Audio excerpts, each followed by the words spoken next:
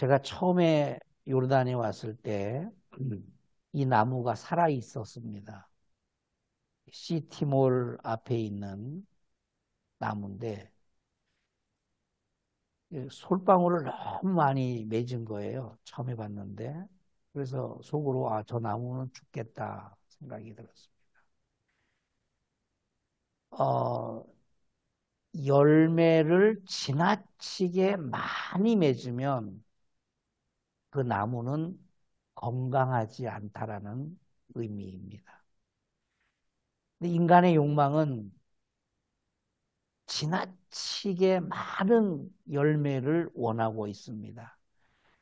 원래 닭은 하루에 한 알 정도 알을 낳게 되는데 밤새도록 전등을 켜놔서 하루에 2개도 놓고 3개도 놓고 합니다. 밤새도록 불을 켜서 꽃을 피우고 열매를 맺게 합니다. 6년 동안에, 작년에 죽었는데 이 나무가요. 6년 동안에, 5년 동안에 지나가면서 보면서 점점 시들어가더니 이렇게 죽어 있는 상태에 있습니다. 이 나무를 보면서 2가지를 생각을 했습니다. 첫째는 사람이 내 안에 거하지 아니하면 가지처럼 밖에 버려져 마르나니 사람들이 그것을 모아다가 불에 던져 사르느니라. 요한복음 15장 6절 말씀입니다. 또 하나는 지나친 열매입니다. 지나친 열매. 우리 사역자들에게 걸려있는 병 중에 하나라 생각이 듭니다. 우리는 많은 업적, 많은 열매를 남겨야 할 의무를 가지고 있습니다. 그래서 그것도 보고를 해야 되고 누군가에게는 얘기해야 돼요. 열매는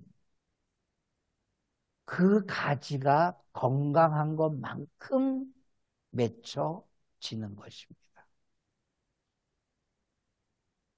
오늘 이 2가지 개념을 가지고 우리가 살아있음은 하나님 안에 거하는 것, 그리스도 안에 거하는 것. 신앙생활이 뭐냐? 그리스도 안에 거하는 겁니다. 그리스도 안에 거하는 것. 사역이 뭐냐? 그리스도 안에 거하는 겁니다. 그 개념과 그리고 우리가 지나치게 많은 업적을 열매를 맺고자 하는 그 욕심과 욕망을 이 시간 내려놨으면 좋겠습니다. 오늘 우리가 함께 나눌 말씀은 새로운 피조물입니다. 그리스도 안에 있으면 새로운 피조물이 된다. 고린도후서 5장 17절 말씀을 함께 읽습니다. 그런즉 누구든지 그리스도 안에 있으면 새로운 피조물이라. 이전 것은 지나갔으니 보라 새 것이 되었도다. 아멘. 하나님의 말씀은 하나님의 약속입니다. 우리가 읽고 있는 이 말씀들은 어떤 종교적 교훈이 아니라 하나님의 약속입니다. 그래서 그 약속을 믿으면 그 믿음의 열매가 우리에게 나타나는 것입니다. 그 믿음의 열매를 하나님이 받으시고 하나님께 영광 올려드리고 우리가 비로소 그 믿음의 열매가 있을 때 주님의 제자라고 불리움을 받게 되는 것입니다. 그리스도 안에 있으면 새로운 피조물이 되는 것을 우리가 함께 나누겠습니다. 새로운 피조물이 된다라는 의미를 우리가 말씀으로 정리를 한번 해보겠습니다. 우리가 읽었던 고린도후서 5장 17절에 그런즉 누구든지 그리스도 안에 있으면 새로운 피조물이라. 보라, 이전 것은 지나갔으니 보라, 새 것이 되었도다. 이 말씀에서 우리는 새로운 피조물이라는, 내가 새롭게 되는구나. 내가 새롭게 되는구나. 내가 새롭게 되는구나. 정말 이 말씀을 믿습니까? 우리가 점점 늙어가지 않습니까? 나이가 점점 들어가지 않습니까? 머리도 점점 둔화되지 않습니까? 둔화되지 않습니까? 설교할 때 단어가 잘 나지도 않고, 그리고 내가 알았던 성경에 있는 인물의 이름도 어떨 때는 헷갈려가지고 막 다른 사람 이야기를 할 때가 있습니다. 점점점 우리는 둔화되고 점점점 녹슬어가고 점점점 시들어가고 점점점 늙어가는데 하나님 말씀에는 새롭게 된다라는 겁니다. 이 말씀이 믿어집니까? 고린도후서 5장 17절에서 가장 중요한 말씀이 여러분 뭐라고 생각하십니까? 그리스도 안에입니다. 그리스도 안에. 그리스도 안에 있으면, 내가 그리스도 안에 있다면 내가 늙어갈지라도 새로워지는 겁니다. 내가 녹수로 갈지라도 새로워지는 겁니다. 내가 모든 것에 장기들이 제 기능을 하지 못하고 세포들이 죽어가고 어떤 모든 기능들이 저하될지라도 그리스도 안에 있다면 우리는 새로워진다. 이 사실을 우리는 믿어야 됩니다. 보라, 세상에 선포하는 겁니다. 보라, 새 것이 되었도다. 어제의 나가 아니라 나는 새 사람이 되었다. 새 마음을 가지고, 새 정신을 가지고, 새로운 믿음을 가지고 나는 오늘을 살아간다. 그것이 바로 그리스도 안에 있는 특권입니다. 오직 너희의 심령이 새롭게 되어 하나님을 따라 의와 진리와 거룩함으로 지으심을 받은 새 사람을 입는 겁니다. 내가 노력해서 되는 것이 아니라 하나님께서 입혀주시는 것입니다. 에베소서 4장 23절, 24절 말씀은 구약시대의 대제사장에게 입혀주는 제사장의 옷과 같은 겁니다. 제사장 옷은 스스로 입지 않습니다. 스스로 입을 수가 없어요. 누군가가 입혀줘야 되는 겁니다. 우리가 새 사람을 입는 것은 내가 매일같이 운동하고 매일같이 건강식을 먹고 건강을 위해서 무슨 보조약품을 먹고 그래서 나는 새 사람이 된다 그런 개념이 아니라 그리스도 안에 있을 때 우리의 심령이 새롭게 되는 겁니다. 머리카락은 휘어질지라도 얼굴에는 검버섯이 필지라도 주름이 들어갈지라도 우리의 심령은 날로 새로워지는 것입니다. 그래서 새로워졌기 때문에 하나님을 따라 의와 진리와 거룩함으로 하나님께서 새로운 옷을, 새 사람을 하나님께서 입혀주시는 은혜가 우리에게 있어야 할 줄 믿습니다. 할례나 무할례가 아무것도 아니로되. 여러분, 이 할례가 얼마나 중요했습니까? 하나님께서 아브라함에게 언약을 맺으실 때 약속의 증표가 할례 아닙니까? 할례 받아라. 할례해라. 종들도 할례해라. 누구든지 할례해라. 그래서 심지어는 짐승에게까지 할례를 베풀지 않았습니까? 할례를 베풀었습니다. 이 할례가 수천 년 동안에 내려왔던 그들의 신앙의 정체성입니다. 하나님과의 약속의 정체성입니다. 그런데 이 할례가 아무것도 아니다. 그것보다 더 중요한 것은 새로 지으심을 받는 것이다. 이 말씀을 다 합치면 우리가 그리스도 안에 거할 때 우리의 심령이 새로워지는 것입니다. 겉은 부패하고 낡아지도록 되어 있습니다. 이 육체는 시한무적이에요. 영원하지 않습니다. 육체는 영생을 얻지 못합니다. 육체는 죽어서 땅에 들어가야 되는 겁니다. 점점 쇠해지는 것이고 점점 늙어지는 것입니다. 그럴지라도 우리가 그리스도 안에 거할 때 우리의 심령이 새로워지는 것입니다. 새로워지는 것입니다. 그래서 성령이 임하실 때 심령이 막 새로워질 때 늙은이는 꿈을 꾸게 되는 것입니다. 젊은이가 꿈을 꾸는 게 아니에요. 늙은이가 꿈을 꾸는 겁니다. 마음이 새로워지는 겁니다. 마음이 새로워지는 겁니다. 그래서 하나님을 따라 의와 진리와 거룩함으로 지으신 새 옷을 우리에게 입혀주시는 것입니다. 우리는 새 사람이 되는 겁니다. 이 모든 것들을 약속의 말씀을 믿는 믿음이 있어야 됩니다. 이 약속을 믿어야 이것이 믿음이 되는 것이고 이 믿음이 우리들의 삶에서 현실로 나타나게 되는 것입니다. 새로운 피조물이 된다라는 것은 그리스도 안에 거하는 것입니다. 정말 중요합니다. 그리스도 안에 거하는 것. 그리스도 안에 거하는 것. 그리스도 안에 거하는 것.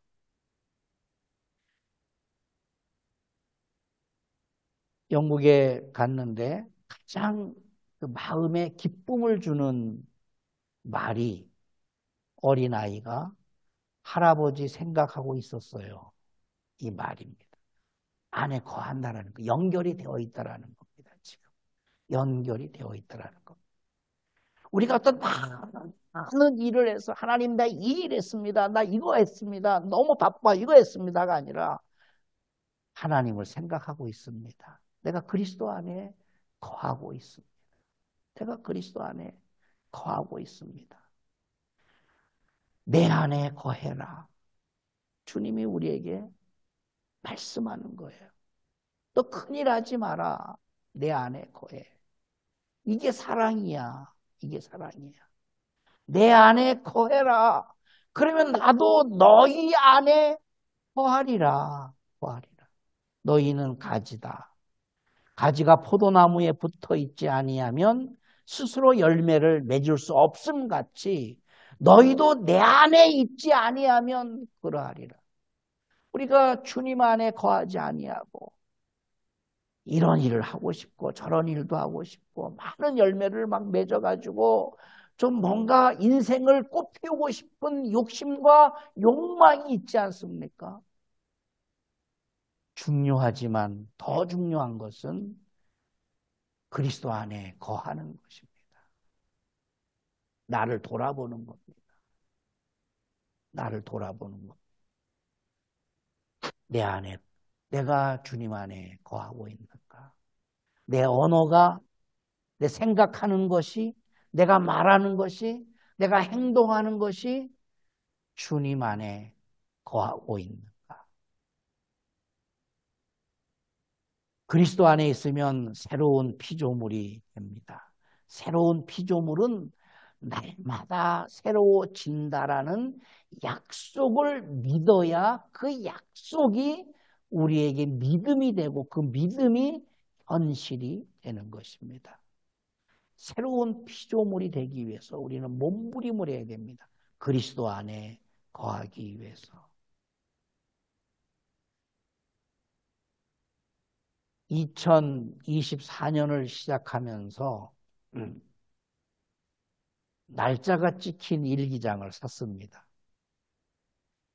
365일이 찍혀 있어요. 날짜가. 결심을 했습니다. 하나님께 내 마음을 고백하는 시간을 갖는다. 일기는 하나님께 내 마음을 고백하는 시간을 갖는다. 어제까지 하루도 빼놓지 않고 내 인생에 처음으로 칸을 다 채웠습니다. 하나님이 너무 기뻐하시는 것 같아요. 내가 그날에 뭐 했는지 이건 중요하지 않습니다. 그런 거는 그냥 초등학생이 쓰는 일기예요.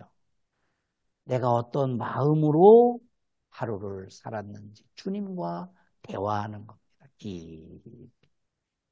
내가 어떤 사람을 만났는데 어떤 얘기를 했는지 그 마음을 나누는 겁니다. 새로운 피조물이 된다는 것은 우리가 어마어마하게 새로운 일을 하고 새로운 사업을 확장하고 새 사역을 해서 어마어마한 열매를 맺고 어마어마한 업적을 남겨내는 것이 아니라 날마다 날마다 그리스도 안으로 들어가서 내 생각이, 내 마음이, 내 언어가 새로워진다라는 약속을 믿어야 그것이 우리에게 믿음이 되는 것입니다. 그러므로 우리가 낙심하지 아니하노니 우리가 겉사람은 낡아지나 우리의 속사람은 날로 새로워진다라는 사실입니다. 사람들을 만났더니 많이 낙심들을 하고 있어요. 늙어가고 있다는 것에 낙심을 하고 있어요. 낙심할 이유가 없지 않습니까? 육체는 늙도록 되어 있지 않습니까? 육체는 좀 아파야 되는 거예요. 육체는 좀 병들어 가야 되는 거예요. 육체는 녹이 슬어 가야 되는 거예요. 무릎도 아프고 허리도 아프고 머리카락도 빠지고 이빨도 빠지고 육체는 늙어 가야 되는 겁니다. 그러나 우리는 낙심하지 않습니다. 아, 내가 늙었구나. 내 얼굴이 이 모양이야. 내가 늙었구나. 낙심하지 않습니다. 우리 겉사람은 낡아지나 우리의 속사람은 우리가 그리스도 안에 거하기 때문에 우리의 심령이 날마다 날마다 새로워지기 때문에 우리의 속사람은 날로 날로 새로워지는 것을 자랑하고 새로워지는 것을 나누고 그것을 서로 공유해야 되는 것입니다. 새로운 피조물은 그리스도 안에 있어야 되는 겁니다. 예수를 믿는 믿음 안에서 사는 거예요. 그리스도 안에 있다라는 게 뭐냐? 예수를 믿는 믿음 안에서 사는 것이다. 그리스도 안에 있는 게 뭐냐? 예수를 믿는 믿음 안에서 사는 것이다. 상식으로 살아가지 않습니다. 오늘날 많은 사람들이 너무 많은 영상을 보고 유튜브를 보고 뉴스를 봐서 세상을 유튜브로 해석하고 세상을 그 세상 사람들로 해석을 합니다. 아닙니다. 그 세상 사람들의 해석은 맞지만 하나님 시각에서 볼 때는 맞지 않습니다. 우리가 살아가는 삶의 기준은 예수를 믿는 믿음 안에서 살아가는 것입니다. 갈라디아서 2장 20절입니다. 내가 그리스도와 함께 십자가에 우리는 못 박혀버렸어. 2000년 전에 우리가 십자가 앞에 못 박혔습니다. 우리의 죄 많은 인간, 우리의 어떤 이 나약한 인간, 우리의 어리석은 인간, 우리의 죄 자체가 십자가 앞에 우리는 못이 박혀져 있습니다. 그런 적 이제는 우리가 죽었잖아요. 2000년 전에 우리가 죽었잖아요. 갈보리 언덕에서 우리는 죽었습니다. 이제 우리가 사는 것은 내가 사는 게 아닙니다. 오직 내 안에 그리스도께서 사는 것입니다. 이제 내가 육체 가운데 사는 것은 나를 사랑하셔서 나를 위하여 자기 자신을 버리신 하나님의 아들을 믿는 믿음 안에 사는 것. 그것이 바로 그리스도 안에 있다라는 증거입니다. 우리는 홀로 살 수가 없습니다. 기록된 바 첫사람 아담은 생명이 되었다 함과 같이 마지막 아담은 살려주는 영이 되었다 했습니다. 우리는 첫사람입니다.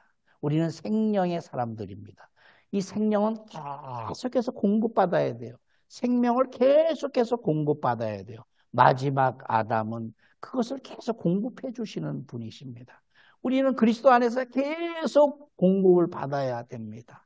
우리는 똑똑하지 않습니다. 우리는 지혜롭지 않습니다. 우리는 할 수 있는 게 아무것도 없습니다. 똑똑한 사람들을 하나님이 쓰지 않으신다라고 고린도전서에 말씀하셨습니다. 미련한 사람들을 들어서 하나님이 쓰셨습니다. 성경에 나오지 않지만 에세네파 사람들이 있었습니다. 예수님 시대에 에세네파 사람들이 있었습니다. 이 에세네파 사람들은 은둔 생활을 했는데 세상에 나오지 않고 은둔 생활을 했습니다. 그래서 하나님 말씀을 필사하고 하나님 말씀을 보존하고 하나님 말씀을 해석하고 많은 석학들이 그 에세네파 안에서 공동체 생활을 했습니다. 그런데 예수님이 나타나셨어요. 에세네파 역사의 기록에 보면 에세네파 지도자들이 예수님을 에세네파로 끌어가려는, 그래서 에세네파의 어떤 지도자가 되어서 이스라엘의 왕이 되게 하는, 이스라엘을 다스리고 로마를 몰아내고 이스라엘을 다스리는 왕이 되게 하려는 의도를 가지고 에세네파 사람들이 예수님께 접근을 합니다. 자, 그런데 이 에세네파 사람들의 고민이 있었습니다. 예수님은 위대하신데 말씀하시는 거 보면 막 이런 말씀이 어디 있는가, 이런 지혜가 어디서 왔는가 감탄할 정도로 말씀을 하시는데 예수님이 택한 제자들은 너무도 무식했다라는 것. 그래서 에세네파 사람들이 그런 고민들을, 그런 것들을 이야기를 했습니다. 예수님께. 예, 하나님께 쓰임 받는 사람들, 하나님께 쓰시는 사람들은 물론 똑똑한 사람도 쓰임 받지만 똑똑한 사람일지라도 하나님께 물음 받았을 때는 그 똑똑함을 다 내려놔야 됩니다. 사도 바울이 얼마나 똑똑했습니까? 배설물처럼 여겼다 그랬습니다. 끊임없이 우리는 공급받아야 됩니다. 끊임없이 상식으로 이야기하면 안 됩니다. 어떤 우리가 나이가 들었으니까 상식이 있지 않습니까? 이렇게 하면 그렇게 될 것이다. 그리고 사람의 마음이 보이지 않습니까? 그럼 우리 상식적으로 사람을 판단하거나 말하면 안 됩니다. 우리는 끊임없이 순간순간에 하나님으로부터 공급받아서 하나님께서 주시는 것을 우리는 말해야 됩니다.